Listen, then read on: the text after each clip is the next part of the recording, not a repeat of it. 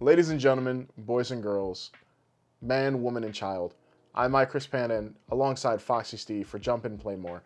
And today, we're having a little bit more of a serious conversation. Usually every show is filled with jokes and topics of discussion that center around Xbox. And today will be no different. However, this day will also include something that is slightly near to my heart and very upsetting for the industry as a whole. Today's episode, we'll be talking about why Sony just keep coming back to being just ripe assholes. They're just very mean people who are greedy individuals who if they can't have it their way, then no one will, apparently. And the G4 TV closing again. So, if you like that, be sure to stick around for more on today's episode. But before you can do that, be sure to like, comment, share, and subscribe for this video, and hit the notification bell to stay up to date whenever we go live with any more additional videos. And alternatively, for you sound listeners, be sure to do what, Steve? Well, you can go to all of our podcast services around the globe, such as Spotify, SoundCloud, Apple Podcasts, and Google Podcasts, to keep up to date on all of the latest audio versions of this very show. And please be sure to give us a 5-star rating when you're done, because I really need to go to the moon to feed all the Moonanites. So, let's jump in with the big Xbox news. Matter of fact, let's flip that. Let's start with G4, because it is not an Xbox topic per se. Obviously, they reviewed tons of Xbox material, but it's very disheartening because G4 TV has been shut down again. And sadly, this is not that big a surprise to many viewers. It is disheartening to a lot of the employees that work there, who it was also a surprise to that they were closing down. Oh my God. A letter went out saying that, yeah, we're closing the studios. I mean, I'm just going to paraphrase as best as I can and just say that they were, maybe not paraphrase is not the word I would use. Let's give a nice synopsis. A letter was put out saying that Comcast refused to continue to agree with the network, and they're basically shutting everything down. What does that mean for the future of G4 TV? Probably nothing. It means that, people are going to be losing their jobs working with the company, which is really sad because the studio and company has been up for less than a year now at this point. It seemed to have a good piece of momentum and flourish off into the nether. It's really upsetting. A lot of people didn't even know it was coming, and they had to find out via Twitter from other news sources that they lost their job. Yeah, like Wario64. Yeah. Like, what? That's insane. That is absolutely insane. One person was on their flight on the way to their father's funeral, and then found out on that flight that they lost their job. I'm like, this is fucked. What does this always happen to people in the games industry? They find out in the shittiest way possible. Yeah, the worst part for me is that because of this is obviously the worst that can happen, that one minute they think everything's fine, next minute, bam, completely out. Now, I kind of saw the writing being on the wall a little bit. A few people from G4 had already left. One notable name was Black Okage. I was going through YouTube, and then I saw he was leaving XPlay. And I was like, wow, he's leaving XPlay? And I was like, this is kind of bizarre to me. And then I think it was another one. I can't remember who it was. Somebody that worked with Attack of the Show. And they left. And I was like, this is weird. And then maybe like 2 months later, like a month later, we get this information that G4 is closing down. As a viewer, you kind of saw that this was happening. As anybody who does media coverage in any way, shape, and form for video games, you know the industry is already tough to kind of like keep your foothold into and be a very strong presence. And a lot of people are just trying to make it, us included. So we appreciate all the support. Like, we can't stress that enough from the people that we talked to, said, oh yeah, we saw your shows, or we heard your podcast, we really enjoyed it. We like what you do for the people around you. You inspire and you ignite a flame in everybody else. It's fantastic that we get that sort of reception from people. But we're just like a minor cogwheel in a bigger puzzle. And the bigger puzzle is things like G4 existing in the early days before it got re-brought back was very inspiring to a lot of people, myself included, where the company had done a lot of great things to be not only informative but entertaining on several fronts. This came back, and I thought we'd be getting more of the same, which is what I think the industry needs, is a little bit more enjoyment along with information, but presented in a nice digestible format. And they failed to captivate audiences with that. I feel like that was one of the bigger issues. I feel like X-Play being like a 2-hour show, Attack of the Show being like 2 or 3 hours at times, it's a little bit much. Their original programming was okay. You know, they brought Arena back in like a smaller capacity, not like how it used to be. It's kind of rough. Didn't really see it. Saw clips and I was like, it looks kind of fun. But it wasn't exactly like how I expected it. They had the D&D show. Invitation to Party. Invitation to Party, thank you. I thought that was actually very well done. I thought that the presentation of a D&D campaign where everything that's very basically D&D realized is on a tabletop, but every once in a while they'd step into a center stage where they would play out an RP session as their characters, and I thought that was very inventive. I knew something was off when B. Dave Walters was tweeting, and something had really upset him months ago, and I'm thinking, and I was like, I haven't heard much about Invitation to Parties. Oh dear. So that show must have gotten canceled or something like that, because I know he was pretty salty about the whole thing. Yeah. And now he's been tweeting a little bit more about just the disappointment of what went down, and his heart going out to everybody at G4. Yeah, and they also had the esports show, which is not on the top of my head. I can't remember the name of it, but it was a show that was like esports news centric, and I thought, okay, that's not bad. That could be very insightful and funny if presented accordingly. They had Golden Boy Neo. They had Fiona. No, they didn't have Fiona. I'm sorry, Frost. And I was like, okay, this could be. Well, Frost backfire happened during. When was that? Oh yeah, that was a few months ago. That was the controversy with like abortion and whatnot. I think is when all that happened. It was something like that, and it stemmed a lot from like people going, "Oh, you're not as hot as Morgan Webb," or just misogynistic, just idiots online, and a lot of people who can't seem to get out of the past of what X-Play was back in the 2000s and shit, mm-hmm. and how that just isn't the way things are anymore, and and there was backlash, I guess, with that, just from a lot of the more cesspool-y parts of the internet. Yeah, and it really is upsetting, because in a way, it's not that what they were doing couldn't work. The stuff that they were doing back then couldn't work. Obviously, some of it can't work because it was like a lot of comments were of the time and a lot of pieces were just not topical anymore, so they couldn't make it as funny as they would. But it doesn't mean comedy doesn't work in this landscape, especially if you look at like Kind of Funny.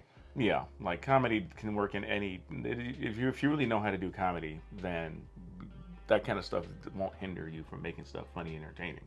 Kind of Funny knows how to present information, but still knows how to throw on jabs and then make bits that are pretty much ripe for the picking, that are funny and people enjoy them, and they're analytical even sometimes. So it's like it's perfect. It's just that none of that seemed to hit the threshold that the older stuff did. Yeah, and I feel like bringing it back and trying to make it a TV network, like a TV show again on a network, was a mistake. I believed that they could have made it a TV network, but I believed that when they did end up getting the TV network, it didn't flourish because they didn't present it like a TV network. Yeah, it was still, it was very much felt more like a YouTube or a Twitch thing, because it was on both of those. It was on both, and to my knowledge, and the way that I remember watching it for like the first week or two, and I was really enjoying it, but it was just, it never like captivated me the way that it used to.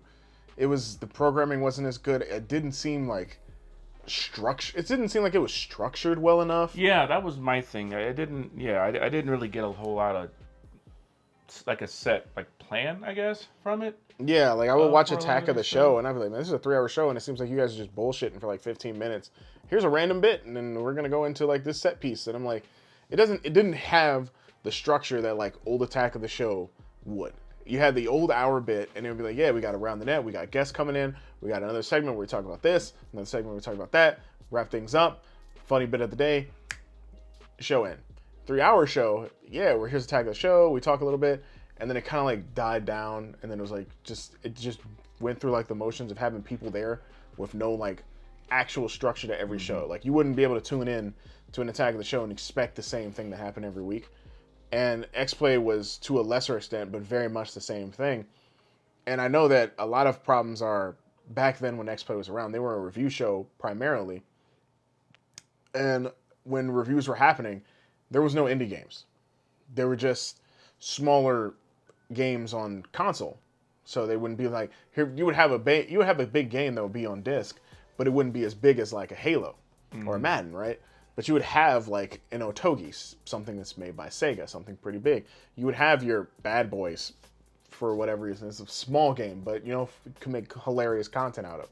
Now you have that, but you have it in spades.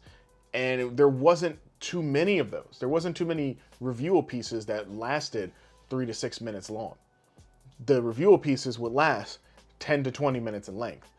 And I don't think that it's a problem that something could last 10 to 20 minutes in length, but it's just not as digestible as that, especially with how many video games are out now because the indie market has exploded. Yeah, back then there wasn't really that many indie games on a bigger stage to even see. Exactly. Yeah, and I feel like I don't know what their metrics were, like their expectation was for a TV network, but I feel like if you launched G4, I thought when it was going to come back at first, they were going to launch it and make it more like a tradition, like what we know of now as where video content is found, where, you know, on YouTube or Twitch, as a dedicated YouTube or Twitch brand. And then you plan your expectations of viewership and stuff around that versus trying to make it into a full-on TV channel again. That's what I thought they were going to do, because I feel like if you bring G4 back and you just keep those, you rein it in, you make it smaller, kind of reinvent what G4 means, and turn it into like what Kind of Funny does, or another kind of, or like an Achievement Hunter or something like that, where it's just Twitch and it's just the YouTube content, and you plan stuff around that way, and you make your financial expectations around that. Then it could live on as something different. Yeah, for me, it's funny because at first they were doing a lot of the YouTube and Twitch route, and it was fine. The biggest gripe that I felt like, I was like, if you guys are going to make a network, you can keep it a network and have it on Twitch, but it needs to be a 24-hour broadcast on Twitch. It needs to continually be pumping out content like a syndication would. And the thing is, people will be like, oh, you can't do that. Oh, yeah, you can. No, you can, yeah. There's channels on Twitch like TNA Impact's channel, Only MXC, and I don't even think it's there anymore, but like the Bob Ross channel was on Twitch. And what were they doing? Every hour on the hour, it was content. Now, Bob Ross and MXC, those are specific content. TNA, obviously it's wrestling, it's just specific content. G4, my thought was, well, okay, if you're making new content, you can have during your normal operating hours of, I don't know if they're going to do Eastern or Western, but Eastern Standard Time, 10 a.m. to like 10 p.m. Cool, you have your content pumping out. You can have reruns of older stuff. You can have normal things here. Perfectly fine. Then you have like the after hours stuff, which is going to show some of the more older things. Or like when G4 was back in the day, they had Cinematech. And I always tell people how much I love Cinematech, because Cinematech is nothing more than video game trailers. You're a video game platform. It's the perfect opportunity to just show trailers so that people can come in. You'll get viewership. It's going to be lower, but you'll get viewership. You can show reruns of old episodes if you can. If you get the rights, especially if you're a company that gets the rights to this stuff, because when they got the network deal, I think they got the rights to having G4 because they kind of were getting them from whoever owned them prior, whose name is escaping me. But I'm like, perfect. Then they could run things like maybe Code Monkeys again. They could see about getting a license to again. They could run old episodes of like Cheat, old episodes of X-Play, Attack of the Show. Anything could be on the table, but it never happened. There was just like, here's G4 during this time frame, and it's gone. The other big issue, when it was on syndicated television, not a whole lot of people had access to it. So the people who did have access to it, they were like, we don't watch it. And that kind of sucks. And like, as a YouTube TV owner, didn't have access to it. Didn't have access to it through Sling. Didn't have access to it through Dish, or I was going to say Adelphia. That's a throwback. Through Spectrum. It was strictly Comcast. So you had to have Comcast cable service to get it. And I'm like, holy shit. Where do you get Comcast? Because in the Midwest, we don't have Comcast. So as I'm like, this is kind of a shock. And I wish everyone the best. I do. I really do wish everyone the best. You know, if there's anything good that comes out of this, I hope that the exposure those people had. I mean, they were already doing things before they went to G4. So I'm hoping that the exposure those people had can get them other opportunities elsewhere. Oh, yeah. You know, and then, you know, the other big thing is people who are behind the scenes who aren't shown on camera and their jobs. All the production people and stuff like that. I know Comcast would like, maybe we'll bring some people in if we can. So hopefully those people can also land somewhere. Yeah. As well, at least within the company. We've been working on something else that Comcast does or something. Yeah, because right now it's really rough. I feel bad for them. I feel bad that, you know, the expectation was brought back and the hype was very warranted and it was granted, but it just didn't flesh out the way it did.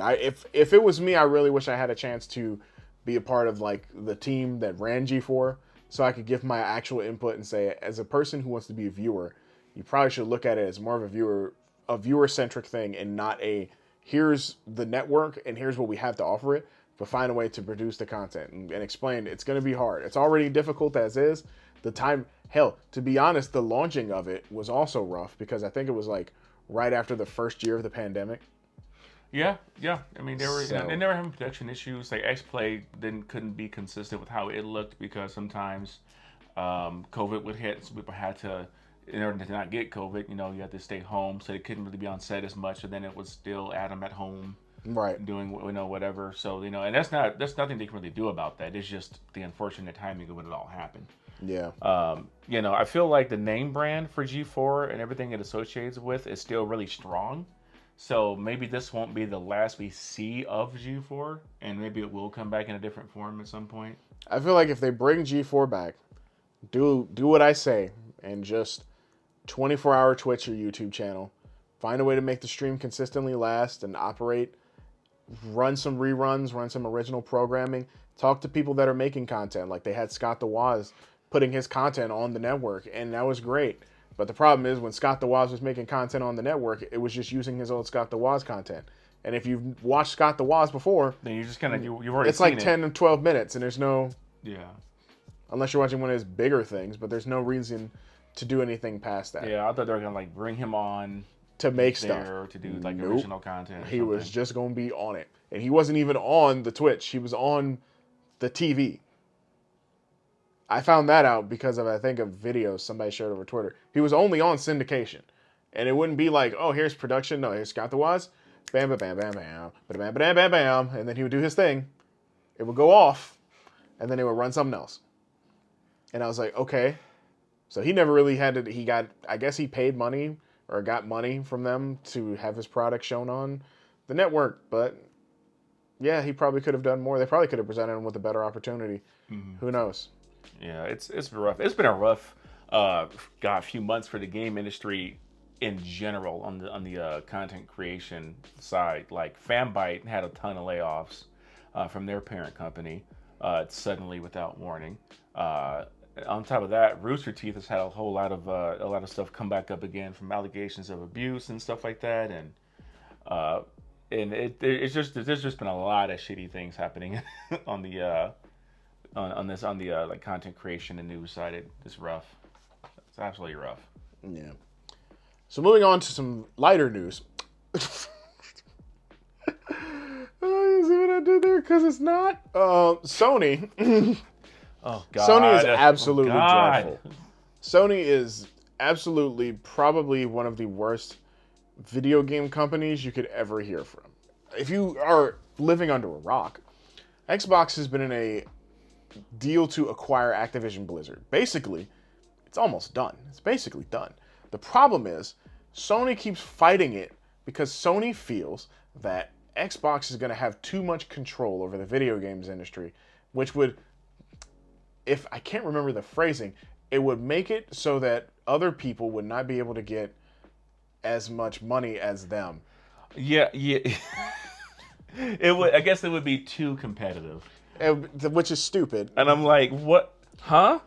And the reason it's stupid, mind you, because man, Sony is saying things along the lines of, because of Xbox, if they own this, they own Call of Duty. Most Call of Duty, if they do Call of Duty anything, then that's going to limit it being on other platforms and prohibiting content through other platforms, and it makes everyone look bad. Yeah, and one of the bigger markets this battlefield is currently taking place in is the UK, with the Competition and Markets Authority, the CMA, currently taking the side of Sony about the importance of Activision Blizzard and the Call of Duty franchise, and if it were to only be exclusive. They're saying basically that game series is so important that it can't be exclusive. Which really, I mean, what if you're some other developer, right? Like, that really shits on like every other person that's making video games. That, oh no, Call of Duty is so important that game must be required to be on. That's very ridiculous. Because they're not saying, the worst part is they literally also shit on Nintendo. And they're like, Nintendo is a niche audience and they don't put it out to anything else. So of course it wouldn't matter. But for Sony and Xbox, Call of Duty matter. I was like, they haven't put Call of Duty on Nintendo because Nintendo is behind. They're behind on hardware. Yeah, that's the only reason. If Nintendo invested more money into hardware to properly catch up with the competition, Nintendo would literally be probably on top. You would absolutely see it. Especially if it was like the same model as Switch. If they found a way to make the Switch as powerful as like the current gen, right? Xbox Series S. Oh, you got to know that somewhere in Nintendo R&D, they've got a Steam Deck chilling there. Oh, of course. They're like, how did they get this thing to work and make it cost effective, right? Yeah, the CMA is like, oh, they'd be too competitive, and Sony's list of demands. Sony was like, okay, if Call of Duty if the franchise went to Xbox, then they can't take advantage of Game Pass and no exclusive content and nothing that would utilize their hardware more to make the game better on their system. You mean to tell me all the things that you've been doing for the last 10 years with Call of Duty? It's literally everything that PlayStation has been doing. This is why it's like the most egregious and stupid argument to ever have happened for an acquisition of a company buying another company. Yes, it's crazy that Xbox is buying Activision Blizzard, which means they're getting everything from Call of Duty and below. We understand. That's so much money that's being like taken off the table from other people to put in Xbox's plate. However, Xbox is still smart, and I think Phil Spencer's come out and said, oh, we'd be stupid not to have Call of Duty on PlayStation, because PlayStation has a larger player base. So what makes them think for a second that people are going to be like, oh, because Call of Duty is on Xbox, we would just not keep getting it. No, you have a PlayStation. Yeah, the fact is they're worried that even if it comes to PlayStation, that since it's on Game Pass and they're worried that they'll get this extra content, that people are still going to want to buy Xboxes instead and play there. Oh, because that's what's happened with PlayStation. That's just the nature of the business. Literally, that's just how things have been. Literally. Since video games have been video games. Literally since PS4 generation. After Call of Duty Ghosts, when they said PlayStation is going to get exclusive content because Activision knew that they had a larger player base, people bought PlayStations to buy Call of Duty. And it's been that way. They know that PlayStation's the home for Call of Duty right now. But if it ain't the pot calling the kettle black. It's literally, that's all it is. It's like you're literally taking everything that you're doing and accusing another company of doing. And now you're trying to have people feel bad for it. No, motherfucker, you have been doing it. There is no, oh, we should feel remorse from the industry because they're going to make everybody look bad. No, motherfucker, they're going to make you look bad. Yeah. And if they were to make it exclusive, well, for one thing, it wouldn't happen for like years because there's still contracts in place. But then if they did make it exclusive, so what? How about you do the work and make something else then? Sony has a ton of money to make it this stuff work. The worst part is like even if Call of Duty went exclusive to Xbox in like the next console generation, right? Because that's what I'll say. It probably wouldn't even happen PS5, Xbox Series X generation. I'm talking about after that. Call of Duty was Xbox exclusive. There will be no case whether or not Call of Duty would be as popular then. We have no idea, because that's guesstimating way too far into the future. Or if Sony, I don't know, bucked the fuck up and made Killzone again and made it like good. Killzone started hitting strides once it hit 2 and 3. 2 people were like, oh, this is pretty good. The multiplayer's not that bad. It's just a little slow. 3 people were like, oh, this is a really solid game. Everything's really fine. But it's not like Halo or Call of Duty. Now, if they took what they learned and made those games better, then maybe you'd have a serious first-person shooter contender. Yeah. Because Shadowfall? Yeah, that was the last one. That was the rough one. People like playing the multiplayer from what I'm told, but that was during launch. Single player was kind of meh, but people liked it. They have Resistance. They have titles upon titles to call on and make content from. And honestly, they've been going the route of Nintendo for since PS5 and middle of PS4s, where they are focusing on their exclusive AAA content and just putting that out, and that's what's been driving their sales, and it's been working. So honestly, Call of Duty, I don't think is going to be the thing. It's going to No. People flock to PlayStation for their exclusives, most of it anyway, and they've been making moves to do their own online stuff. That's why they acquired Bungie. Right. There's literally instances where you look at the damned if you do, damned if you don't principle, but like EA's not up by Xbox.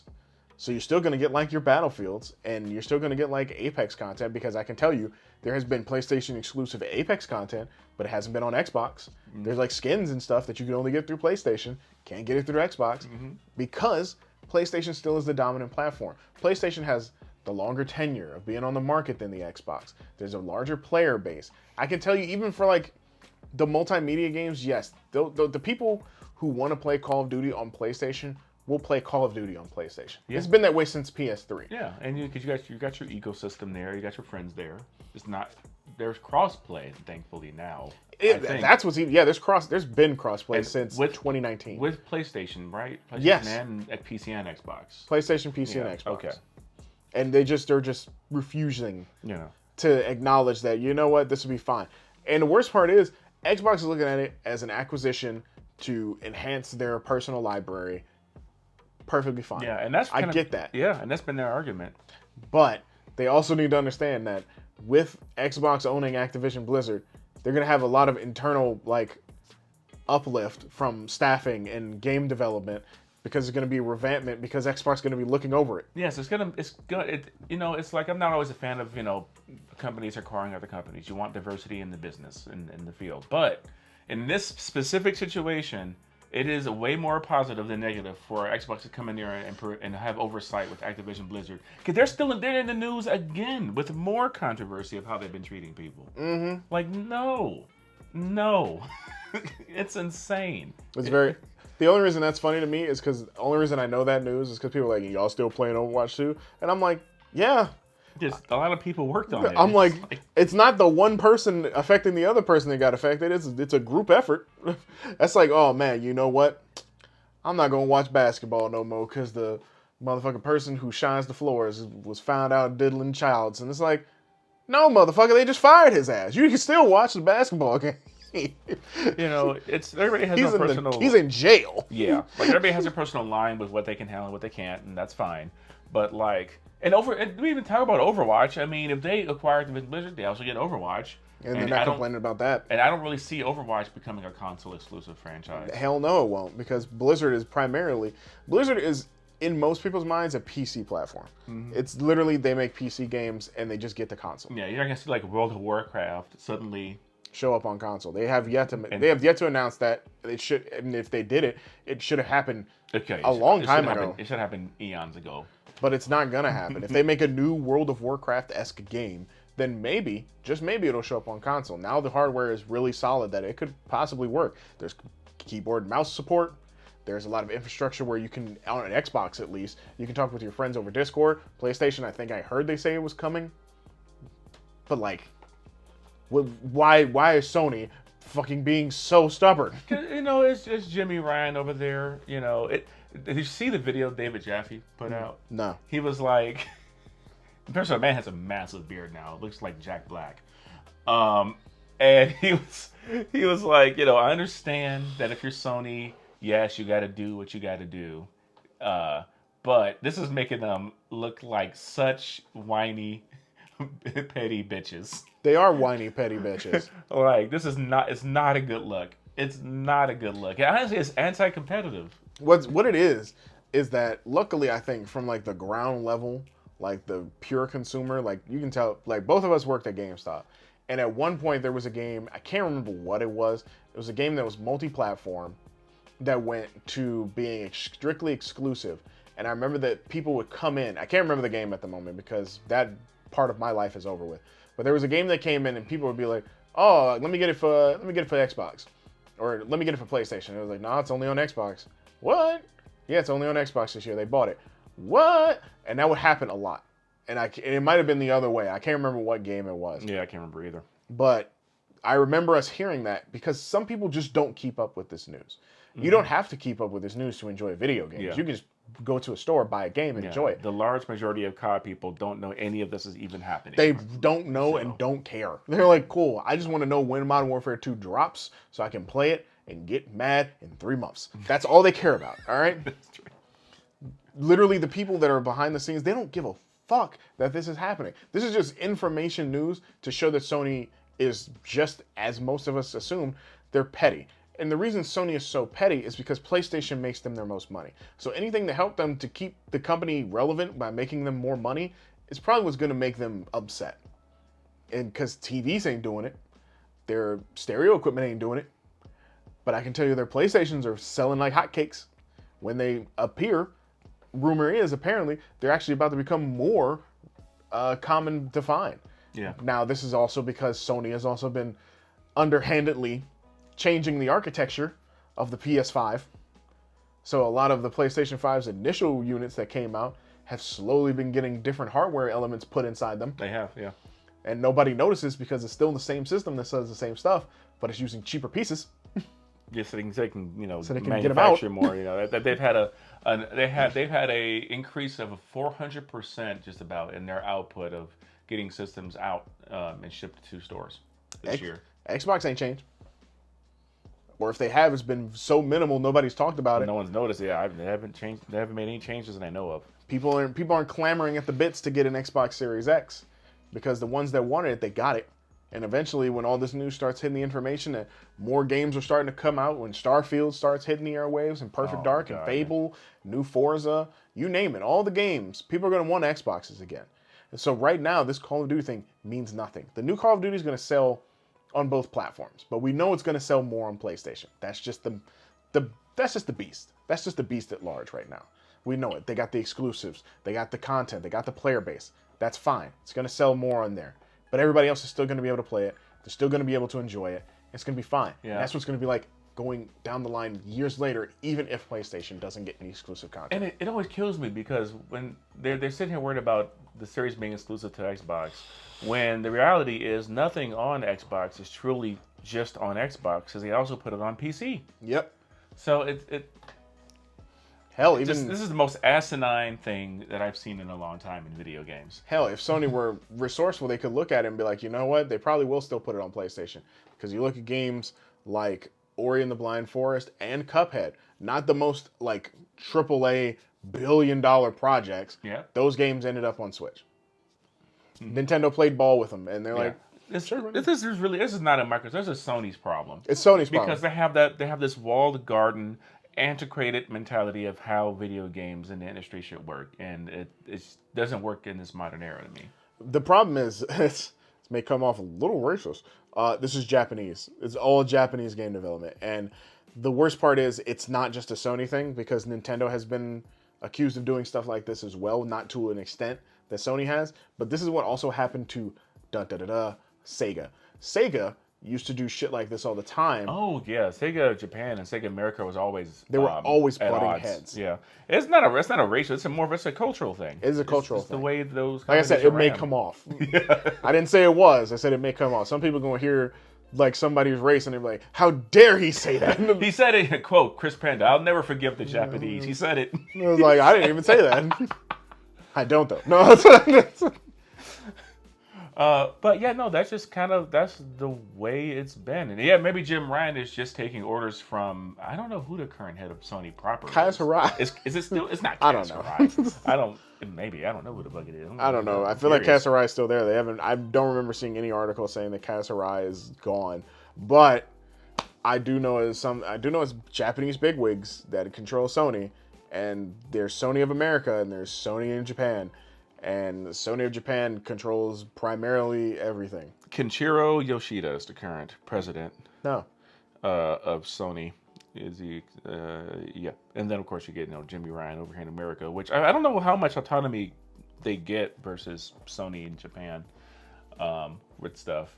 But, it's the whole thing is just... I mean, Jim Ryan makes a lot of decisions, especially when it comes to Sony Entertainment, interactive entertainment. And Jesus Christ. He's so out of touch. Yeah. With a lot of stuff. Even their rewards program is trash. Like their rewards program, this is not the Sony Bash podcast. No, it's like... But fucking Christ, they released this stupid man. Sony rewards thing, and I was like, so what are you going to get, like, discounts on games? You get exclusive memorabilia virtually. And I was like, so what do you do? And I was so ass. It's so bad. I was like, there's no... You play more, you buy games, you get, like, a virtual 3D trinket. And I was like, is there more? No. Yeah, it's dumb. I was like, this is... no rewards program is perfect, right? I just did some stuff with the Microsoft program to get entered some sweepstakes. So I'm like, I got these points sitting here. You can redeem them for those entries. So I said, sure. At least that's something more tangible than a digital bookshelf that looks like trash. Oh yeah, Microsoft Rewards is way better. They have things where it's like if you buy a game, you play a game, you turn in your reward quest, you get a chance to get rewards points, which are redeemable for sweepstake entries, Xbox game credit, discounts to like Discord Nitro, to restaurants. Like, it's way better. Granted, obviously Microsoft's a bigger company because they include like searching stuff on Bing and having all your accounts. Bing still exists? Yeah. Oh shit. Go check it out. And it's all tied together. And I'm like, it's a neat little rewards thing. It's free, it doesn't cost anything, and you get perks for just doing your normal like day-to-day stuff. It's like doing dailies in another game. So it's like, whatever. PlayStation's is just like, we just appreciate you, so here, have this fake thing. It's like, no, motherfucker, I want goddamn $2 at least off a game because you cover the tax on this digital game. You bitch. Something I can actually work with. Like, again, this is not... Can I get in-game exclusive stuff like a rewards program t-shirt for my avatar, my PlayStation Home? They're bringing it back. It's just rough. And again, this is not just us bashing Sony podcast because we like PlayStation. We like their games and their studios and all that shit. That's why it's so frustrating seeing them ran like this. This is dumb. It's I still think the deal's gonna go through. Oh, the deal's 100% gonna go through.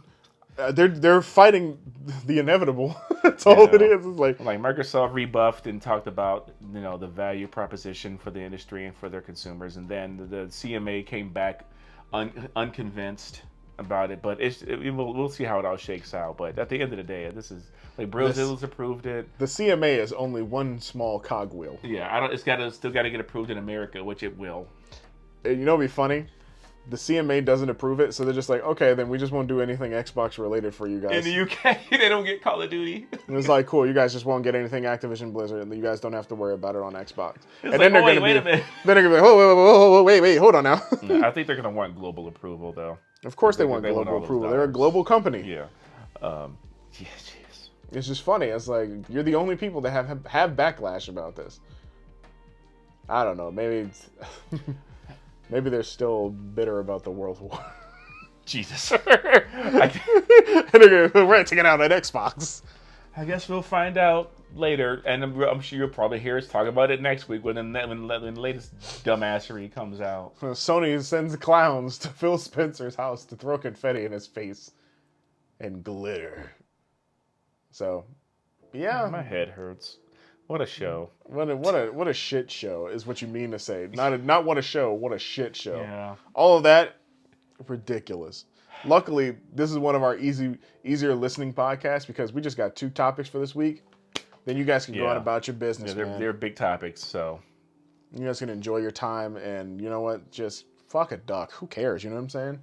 Get out there, quack quack, ran on your crotch, man. Yeah, I'll tell. On a lighter note, we can talk about some good video games because we got Game Pass Pick of the Week. So my Game Pass Pick of the Week, Pick of the Week is, I'm not gonna say it's a good game. I'm not gonna say it's a good game. I am not gonna say it's a good game. I've played this game maybe like 20 hours or so. I have like 20 hours in it. And I don't think it's a great game. I think it's actually very fucking flawed. But what it is if you get some friends together, you bullshit in it, you're gonna have some laughs at how stupid some things happen. It's one of those games, it's what you make of it, and it's Dead by Daylight. Dead by Daylight's been on Game Pass for Xbox for quite some time now. I think it's on even PC, and I think they're both cross-play, so it's perfect. And it's the spooky season, so you gotta have something a little spooky in you. Scary. And I think the game is just that right level of, oh, this is scary, to like, oh, I could probably play it.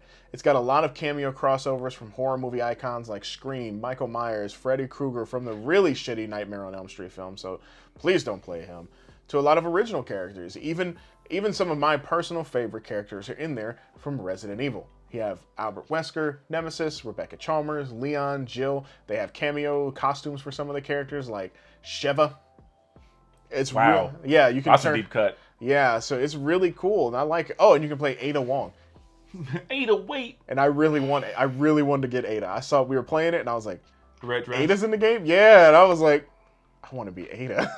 But it's fucked up because I'm playing a lot of like Leon and Jill. Leona. I also play Steve from Stranger Things, which you can't buy anymore, sadly, because the Stranger Things pack was a part of like a time deal. And now they don't have the Stranger Things license anymore, so all the Stranger Things content is gone.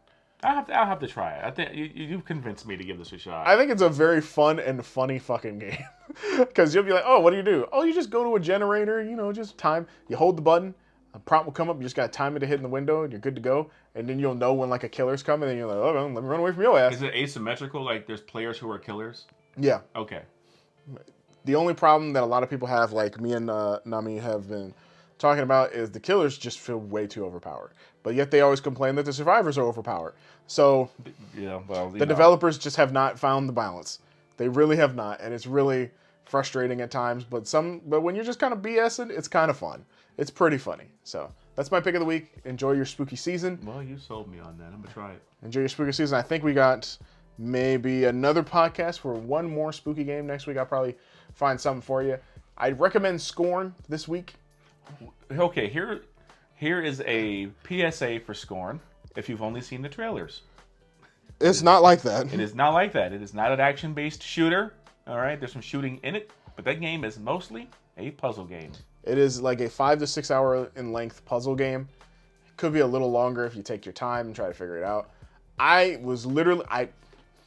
me tell you. So the day that we found out it was a puzzle game, I was like, maybe I'll just give it a shot anyway. I downloaded and installed it on the PC. Maximilian's already playing it. I'm watching him play it for 45 minutes. Uninstall. I was like, I'm not going to play this game. No, this is not for me. I am never going to play this game. It's not the type of game. It's so slow. The world is unsettling. It's weird. There's penises in it. I love the art design. If you like H.R. Giger's like art design, which if you've seen Alien or Aliens, that's all his like inspired work and whatnot. That makes sense. It's crazy looking, but horror is not what I'd put it at. I'd put it as unsettling for sure. So I guess it's a horror game, but it's so Myst-like that it is not an action game. But every trailer shows it like an action game. Yeah, no. It's no. There's like a gun or two in it, but the shooting is terrible. It's really bad. People are like, oh yeah, this is not good. It's really rough around the edges. It's just interesting. So I'd say look at it. Maybe if you're into that type of game, you may enjoy it. But that's why I don't think I picked it. I don't think he picked it. But we're not going to give you Scorn this week. We say do your own research. Check and see if you like it, because it's very deceptive upon like the trailer for seeing the game. Yeah, absolutely. My pick of the week is a game that is coming out on Friday. That I already have played quite a bit of in the past. That's the 21st of October for those. That is going to be Persona 5 Royal. It is the first of the Persona games. to hit Game Pass. The other two come out next year. Mm-hmm. And honestly, this is the best one. I don't care what anybody says. You haven't played Persona 1. I don't. You know what? I have tried. You know what happened when I got Persona 3? They gave me Persona 1. And it's the best game. In the case instead, this game sucks. What is this? It's the best game. Oh, this is it, Persona 3. It is the best game. No, do not play Persona 1. It's an isometric RPG. Good lord. And everybody looks ugly as sin. It was rough. It's great. But yeah, Persona 5 Royal, if you have not played it, this is the edition that has all this extra content, extra character, extra story, another palace, which is their dungeons. This is the definitive way to play the game. I put like 100 hours into the original one, and I'm starting over on Xbox with this one. So cannot wait for it to come out. It's going to be a ton of fun. Definitely worth playing. It nails that turn-based RPG like combat, the best of any turn-based RPG I ever played, because it's so fast. You click stuff and it just happens. You don't have to wait for animation to play out after you hit a button. It's snappy, it's quick, and the style is great. Love it. Play Persona 5 Royal. Cool. And with that being said, we're going to get into our final segment of the show, which is Name That Game. I am ready. Steve's on like a 2 or 3 game win streak. I'm cracked the fuck out right now. I've been popping off, baby. I'm ready to go. I'm going to put a minute on this goddamn clock because I'm shocked. I'm not going to lie. I'm like, man, he's been pretty good. But this week, I think I got him. Are you ready? You think you got me? Okay. Oh, shit. Okay, I'm ready. And here we go. Is this a shooter? No. Okay. Is it a horror game? Yes. It's a horror game. Is it third person? Yep. Is it a current franchise? Like, did they still come out with them? Technically, I guess. Is it on current platforms? Not yet. Was it on the 360 PS3 era? Yep. Okay. Is the protagonist a male? Yeah. Is this is there shooting in it? Yeah. Okay. Is it sci-fi? Yeah. Okay. Male sci-fi. Oh boy. Does it take place? Oh shit. Is there more than one protagonist? No. Okay. Uh-oh.